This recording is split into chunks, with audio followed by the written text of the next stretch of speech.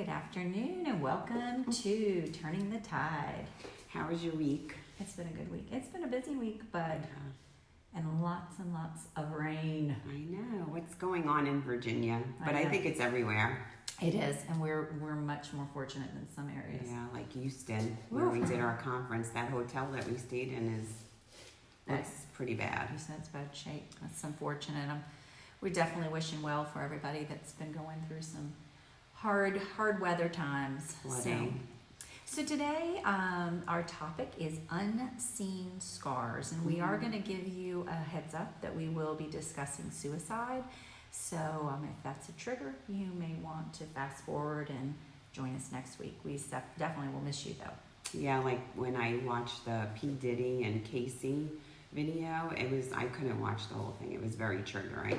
So you need to know your triggers. Exactly. Because then you start going into a rabbit hole of negativity. Yeah.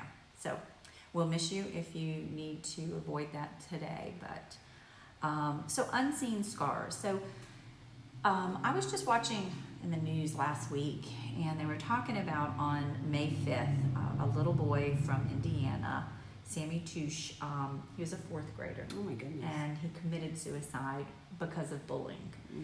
And it really got me thinking about how aware our school districts say they are about trauma and bullying and all of those things. And bullying definitely is an adversity, a trauma to a child and to adults. And we talk a lot about trauma awareness. We talk a lot about having trauma-sensitive schools, trauma-informed practices. But are we really implementing that? Because we still hear time and time again in the news about bullying situations that go unaddressed, situations that are happening at school that kind of get passed over from administration and educators. And now we're seeing it younger and younger. But it's not done with fidelity, right? It's a buzzword. Right. Yeah. And it is a buzzword. It is definitely, we're building awareness in society of the need, but sometimes it's not built in that, like you said, you may go to one classroom and a teacher is very trauma sensitive and is intuitive about what's going on with her learners, and then you go to another classroom and her focus may just be on the curriculum and testing and that sort of thing. So I definitely think in our society, when we talk about, what was the statistics you gave me about children and adverse events? Oh, it was like 33%, just in our state of Virginia. 33% of children have experienced at least one adverse traumatic event in their life. And that's just one. Right. And that's under and the how age many of 18. Per classroom? Remember that in the classroom? Yeah, there's at least 8 out of 24. 8 out of 24 kids in a classroom have had an adversity or a trauma in their life. And, so this little Sammy, threats have been being made. The parents have been working with the school district for 18 months. They said they had contacted the school over 20 different times about the bullying. And the bullying wasn't just mental bullying. They were bullying him, joking him about his glasses, about his crooked teeth. But it was also physical threats. Right. He was receiving threats that if he came to school on Monday, they were going to harm him. I think there had been some physical altercations, and the school didn't. No, the district just didn't step up. And then after his death, people very close to him, like his best friend, other families, have been coming out now saying their child has been bullied, and the school hasn't done anything. And I think we are desensitized with when we have buzzwords, and bullying definitely became a buzzword. Yes. And when we hear it, people are like, "Oh, that's picking. That's not really bullying." Right. But when we're not diving deep and seeing how it emotionally impacts the individual, what this poor child went through, another child might, brush off his shoulder and keep going, but it really is individualized. And I think that's the piece of being trauma sensitive and really being aware of the children. So also, like my son just went through this, I had to contact the school because he's always been embraced by the community, being autistic. Like, he's done the parades, and he did a highlight for the high school. However, they merged two sides of the county together, so this girl posted something about him because he has sensory issues, and she doesn't know him because she never went to school with him. But the school said they did something, but when I talked to my daughter, who's in a grade above my son, she's like, I saw her at lunch. It's not like they gave her ISS or anything. So, was it just a talk, or was it because it was outside of school?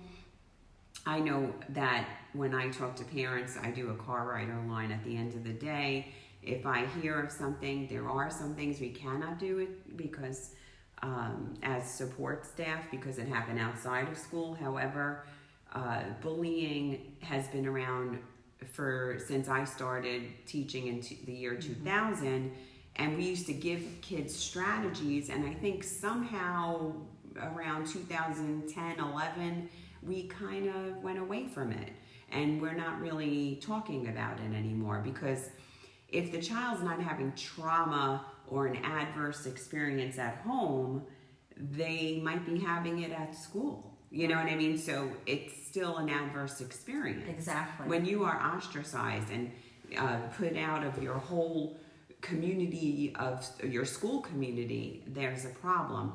And trauma awareness involves recognizing the impact of these experiences on these kids. Right. Like you were saying, teachers, some teachers are doing check-ins, maybe some restorative justice, maybe she's taking the two kids outside the classroom. She's not really worried about those scores because she knows that she's going to get good scores if she bonds with those kids, and those kids feel safe in her classroom. Definitely. Yeah.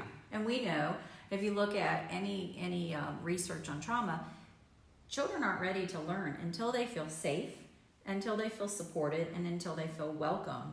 And you can try to push curriculum on them, but if they're coming with a bag of adversities that they carried in from home or from fellow classmates, they're not ready to learn. They have to feel heard and feel safe before they can start that academic progress. Right. So what is it?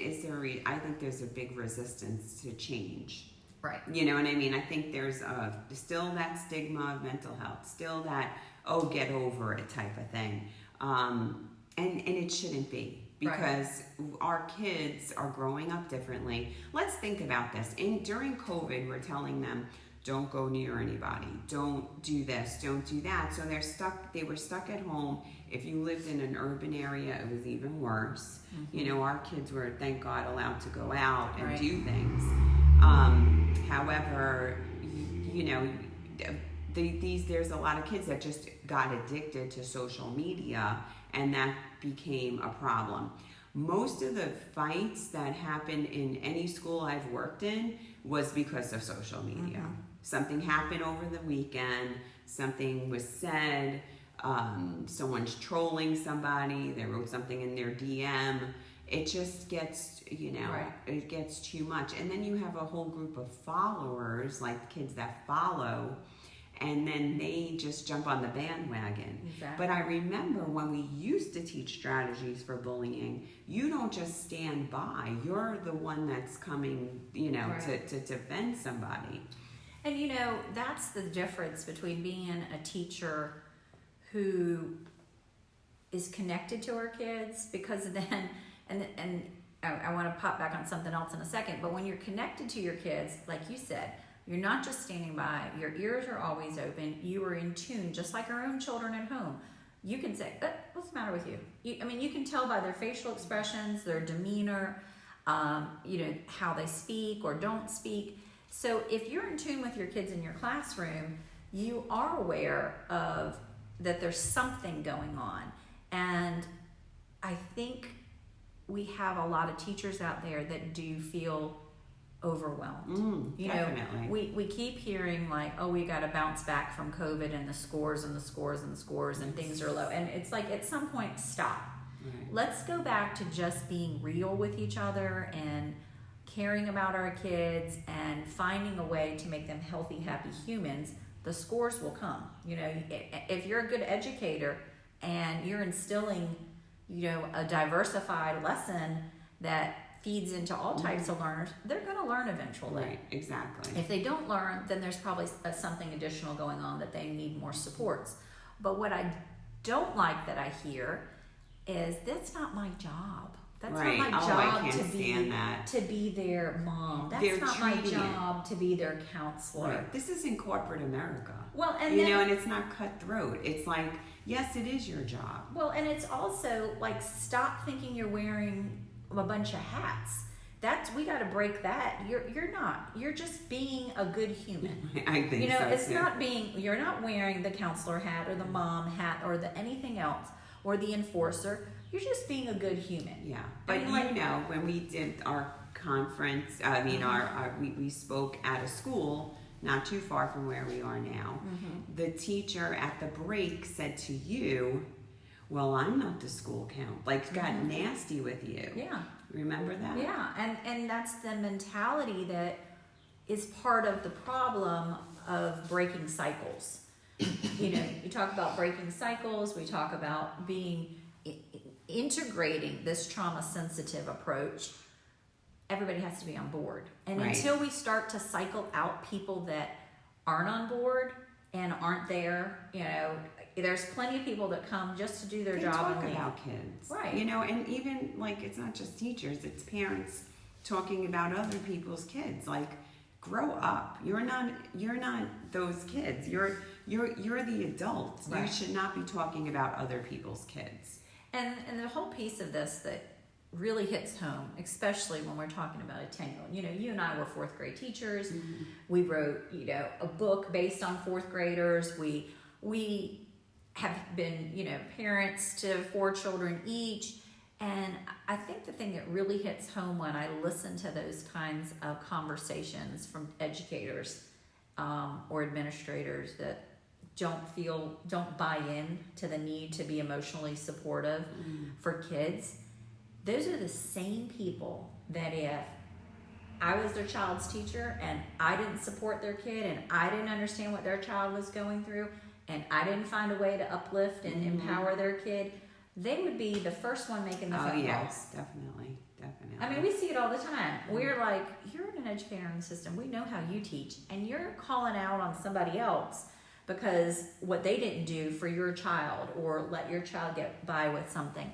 And I think until we start to cycle out the people that aren't passionate about education, we are going to have some limitations, because you can teach all the right skills, but you have to, you can send educators to the conferences and to the professional developments, but until they want to ingrain it into their heart of how they teach and transform their classroom into that supportive environment, we're going to continue to have problems in our society. Oh, yeah. So that's where, we have to feature those educators that are doing it. So I know this year I was doing a lot of social emotional learning, but I was taking the kids too that are having some problems with reading. Yes. And I was taking those lessons, and they were like featuring them and making me speak at some faculty meetings, because they were like, Miss Lamanio's doing it. She's, embedding it. Yeah. Look at the change, because we haven't had that many infractions last year, and not because of just me, but because the whole culture of the building changed. Yes, Do you know what I you mean? got like super teacher award, and No. you're fortunate enough that you're working under a school district that you have administrators that see the value in it. And that goes back to our soon-to-be republished book, that features trickle-down effectiveness. I mean, if you have leadership that values it, then it trickles down to educators that see the value in it, and it trickles down into lessons that eventually support the learners. Exactly. So there is no, negative things going on. See, I came from New York City, diverse, Guyanese, Trinidadian, people from Yemen, Jamaica, Italian, Irish, whatever. Just so many, but where if you notice in these rural areas, No country bumpkins.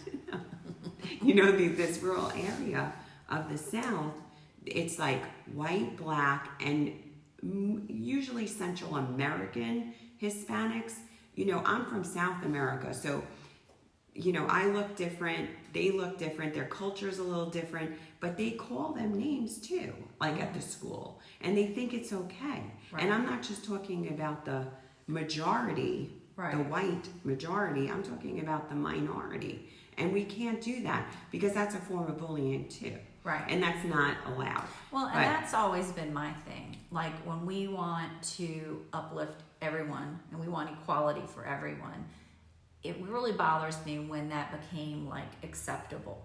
Like I can't call people from a different nationality or, ethnicity certain names, but people within their own culture are demeaning each other. Like we have to make that wrong too. We have to, you know what I'm saying? Well, that's the problem. That's what I'm saying. Yeah. Because in my family there was colorism. Like I'm white, but then when my brother had his kids, he married somebody Russian, American, and Italian. Excuse me. I'm sick. Sorry. And my family would be like, oh, they have blonde hair and blue eyes, and like that's beautiful to them, but I'm just saying, like, also the mindfulness practice, like I always teach about the fixed mindset, the growth mindset. I feel like that's important for kids to know. Definitely. Because you have to know your negative thoughts are really affecting you. Right. And we need to celebrate. Like I'm doing that for my dissertation. I interviewed my principal, and he's just like, he changed the school. It's like he goes from school to school. I think I've said this before on the podcast. And, at the end of our interview, I asked him, what do you do for self-care? Because you have so much on you. Mm-hmm. And he's like, I love my family, my kids. His sons play sports. He likes to do that with them. They do travel. They go all over the South and West, Midwest. But just that social emotional, but it's not just in the classroom. As parents, we also have to instill this in our children. Right. And make them understand that, like you said, be a good human. Right. Like it makes you feel better to be good. And that's like, quick sidebar. Yeah. You need to interview my friend Shelly before she moves out of state. Okay. That would be a good, for your dissertation, that would be a good principal to interview. But back to what I was going to say is that's like our summer camps.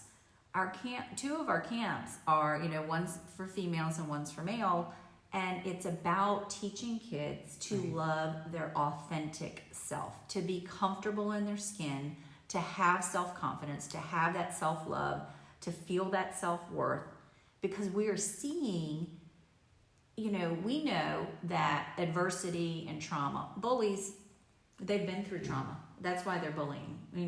A happy, healthy child just doesn't bully other children. Right. They've gone through their own things. So if we're not addressing what is deeper, then they're reflecting out on other people, and that's why they're bullying.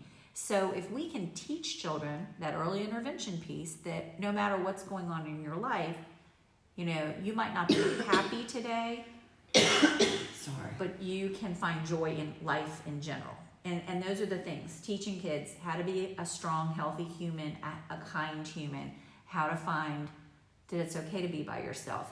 The things that kind of go against what social media teaches our kids. Social media plays upon, let's make light of someone else's problems to get a laugh. Let's go ahead and amplify being negative. in crowds and partying and all of, being in the in crowd. We don't teach kids to feel comfortable staying at home reading a book or helping grandma garden, or we don't teach those things in our social media world. No. And we don't place enough value back on simplicity. Right. You're right. So. And that's where that training and education comes in. Excuse me. You want me to get you some water when you're talking? Wait, I'll get it. No, want me you to talk. get- You talk. I'm so sorry, audience. I have this ick. Anyway, inviting in those experts to the schools and making sure they're giving your staff like that trauma-informed care, because that is very, very important. ACEs training, thank you, should be that should be key first week of school when the teachers come in, right? Definitely. Because you're really having, your staff become more sensitive to all the different diversity you have in your room. Right. And that speaks back to your district having given the NAMI. that mental health program, and it's intense. Oh yeah. But people were crying. It leaves the educators allowing them to be aware. And I think ACEs and trauma, even though we can get flustered when people aren't doing trauma-sensitive education with validity, it all comes back to awareness. We say it all the time. You don't know what you don't know until you've been exposed to it. Right, exactly. So once they've gone through the mental health profession, what's the name? What was the official? National Alliance for Mental Illness. Yeah. And once you go through that program, you really do have a stronger understanding. Yeah. And they go around. They go to healthcare providers. They go to schools. They go to corporate, America factories, whatever. Right. They really try Burger King, McDonald's. They're really trying to take that stigma away, and it's national, so it really, really helps. And we need to emphasize that this is ongoing. This is not just a buzzword, because like the bullying, training and helping the kids, this is ongoing. This needs to happen more often. And we need to have our legislators and to make these policies, Definitely. in schools. Definitely. I mean, we live in a much different world than we lived in 20, 30 years ago. And when we're a 24/7 society now. I mean, nothing ever turns off. We don't have Sundays off. We don't, the TV doesn't shut down with the national anthem at midnight anymore. And it's crazy. I mean, here in rural America, there are some stores that do close, because we're kind of in the Bible Belt. Yeah.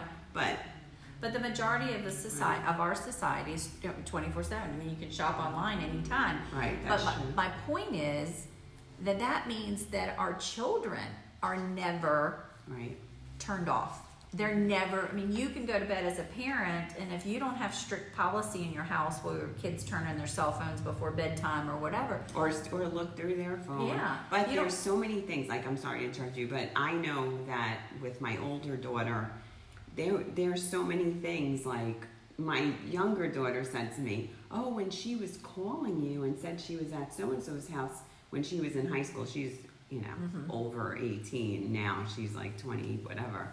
But there's an app, and I didn't know this, that you can create a fake phone number. And she would tell me, "Oh, my phone is dead. I'm texting you from my friend's phone." Oh. So it's so diabolic. Yeah. And so kids, if there's a will, there's a way. We know that. We were young too. Right. Which goes back to that 24/7. When you go to bed as a parent, if you don't have some guidelines in your household, collect the phone or whatever. Right. You don't know where your child, what they're into. And that's where you do see those bullying. You do see, kids getting involved and going to, Snapchat and different things where they're trying to sell kids drugs. And I mean, there's so much that happens, and that's my point. Our society looks a lot different than it did 20 or 30 years ago. And back to our topic, trauma and adversity are not going away. No. We, are exposed to so much, and our worlds are not protected. Our kids aren't protected because social media, like our children, They don't just have friends in our county. They know friends in the I know, surrounding it's counties crazy. because of social media. Not because they met them, Exactly. but they learn of them through a friend of a friend. And you're like, how can you have 1,500 friends? You I know all know. these people. What the world? But I think that it's just continuing to bring it to light, continuing to educate it, and continuing to advocate. When you see horrific stories like this poor Sammy Touche family and his family and the horror that they're going through. And I hope it just makes the people, like you said, the policymakers and the administrators start to take stock in what's really important. Exactly. So we need to create these advocacy, partnerships like we did with our alternative ed program. We did like sheriff's office, the court judges, healthcare providers, the mental health, like Southside Behavioral Health, shout out to you. We need to make these partnerships to advocate for our youth, because we're not going to get anywhere. Because it seems that like a tragedy like this, with this young boy, Mr. Touche, it's really sad because 4th grade, I mean, how you're so young and innocent, 9 years old, like it's like your heart is so heavy, but why is it that it needs a tragedy like a school shooting, and then everybody's going to Congress? It's like, let's go and talk to and we have tried. You have. And and it's like a deaf ear. It's like it becomes political. Like if you're on this end, you don't follow like social emotional learning, but if you're on this end, you do. And it's so ignorant because everybody should, because like you always say, it could be your kid. You're one decision away from it being your child, whether it's a good or a bad decision. But the thing that scares me the most, and it's going to be my little soapbox, is that think about school shootings. Now, I mean, I can remember back Columbine, some of the most horrific things that we've experienced. Because I went to Virginia Tech, I remember, that was scary. Yeah, that was past my time being there, but that sticks in my mind. But now when we hear about school shootings, unless it is horrendously, like Uvalde, unless it is heinous, it's like we're desensitized. Exactly. And that's what worries me about social emotional needs like bullying and mental health, is that we can't get numb to it. Are kids going to say they're being bullied when they're not? Absolutely. But how about let's, instead of being like, stop being a whiner, or how about we think maybe you just need a little extra TLC. Maybe you need a little care. Maybe someone needs to pay attention to you. You're crying out for a reason. And until we start to dive deep and look behind the behaviors, at the trauma and what the adversity, the insecurities, whatever is causing the behaviors innately just don't occur unless they're motivated by something. They're fed by something. That goes back to the three H's. Do you want me to hear you, hug you, or help you? Those are the 3 things. And I do this now. It's just like in the morning when I see the kids coming in, because our Evolve system went down, so I'm waiting outside, and then they have to go around the schools. They literally have to walk around the school, and I see them more, and I don't have to like rush and talk to them. But I get, and I see them in the morning. Some of them are just tired, but some of them like come in and they're already teary-eyed, and you're like, what's going on? Like, can't be that, so and then they stand and talk for a little. They just need someone to talk to. But I love that, the 3 H's. Hear, hug, help. Yeah. Because think about that as a parent. How, you talk about, oh, my teenagers, they won't talk. Maybe you don't ask the right questions. I mean, because sometimes, and I know I've grown kids, but especially my daughter, because you can't, a lot of times with your daughters, you'll vent back and forth, and she'll say, Mama, I don't need you to fix it. I just need you to hear me. Yeah. So, hear, help, hug. I mean, like 3 things that you can ask a teen and they have to respond. I mean, and that's really what you're wanting, is that, give back and forth. They could be in, they're interchangeable. You don't have to see them in the same order, Yeah. And then if they just need to be heard, right? Your response at the end should be, I hope that helped. If you need something more, I'm always here for you. I mean, that's really, I hope that helped. The hug. Or if they're asking for help, what can I do for you? Because children, that's another soapbox of mine. We undermine children. Yeah. We still, in today's society, we have, the kids run the household. Yeah. But we're not asking the right questions as parents. We're not structuring households where we value what our children say, and we're actively having good communication. And for those out there that don't do it, great communication can happen at the dinner table. So please start eating dinner together at least once or twice a week if you can't do it nightly. Even if you have like an open concept house, because I know sometimes my kids are like, they want to sit like on a couch, but if you're like in a circle or any type of thing, it's fine. And your TV's muted, and you're off. And phones are away, collect the phones. Yeah. So, because we're not talking, there's also, the hidden trauma. Yes. The stigma, the fear, and the shame of being through something. And that's that, we said this is the unseen scars. Really, we're talking about all the collective things that happen. And when we talk about adversity and trauma, it doesn't always have to be a one-time huge blow-up thing, that it's the collective things that happen that really we haven't found a way to heal from. And those are the unseen and the scars. Those are the, it started as a simple joke, and then it continued, and then, now they're passing notes about me, and then now the joke is spreading to other people. I mean, it started for me in 4th grade. I remember I went from, remember I was on the other podcast I talked about when I went to yeshiva. And then when I'm 4th grade, started public school for those 4th, 5th, and 6th grade, I remember everyone liked me. They were like, oh, the new girl. And then one day I came to school and all the girls were giving me dirty looks. Like every girl in the class wasn't my friend. And I was like, what the heck? And it started young for me. So it probably starts in kindergarten now. Yeah. I can't imagine it not. And it's really about how you teach your kids. Like, that's not right. Don't do that.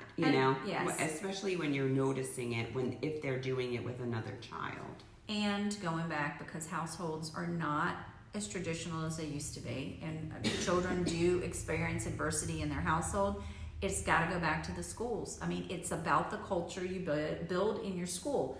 I think about the playground. I was a kid, Coke bottle glasses. I was that kindergartner who was more of the wallflower and felt, had some teasing. I didn't look at it as bullying, but, I did have a good supportive household. But think about the schools now that have the buddy benches and stuff. Like if you're sitting on a bench, you need a buddy. And like if we're building in the right culture into our school, if we're putting ambassadors, student ambassadors in to welcome new kids to the school and take them under the wing, we, the adults, have to set the example. Yeah, exactly. So like whenever a kid comes in, because I know I moved all the time and I know what it feels like to be the new kid, I'm always like, oh, where are you from? Oh, and if they're from, a place I visited, I'm like, oh, I love that place. I've been to da-da-da-da-da. Oh, are you liking it here so far? Yeah. Right. And then I introduce, and I make all the kids introduce themselves, like, and then I talk to one kid that I know is has that innate, good heart kind of thing, and I'm like, can you buddy up with them? You know what I mean? And show them and maybe sit with them at lunch, something like that. And that's exactly, that's, I guess, to the heart of why we do what we do, because that's how my classrooms were. Right, exactly. You did a check-in before it became, you used to do check-ins all the time, and you even found that site for us to all do. You were very into your mental health. You had all your affirmations around. So, you're like a pioneer in rural America. A pioneer. I feel like a pioneer. Like I came in on the wagon. I feel every time I get up, like, oh, This bone aches. Must be a pioneer by age. But we need a mindset set shift. Like, it is about your mindset. Like, okay, it's a new age. We're in 2024. Let's really understand that kids are not just complaining. I've heard, my mother would be like, do you have to pay a mortgage? Do you have to pay the light bill? What kind of problems? Life's good for you. Yeah. What kind of problems do you have? What kind of problems do you have? Well, people have problems, and kids have problems. They really do. I hated middle school. Like 7th grade was the worst. Yeah. And these kids are having those problems. Like, when, I was on the line going for kids to go home, and this girl, she's like, can you stay with me? I was like, of course. She's like, because they're talking about me over there. And they were. And I kept giving them the daggers too. But she didn't want to go to number 3. We have 5 different spots.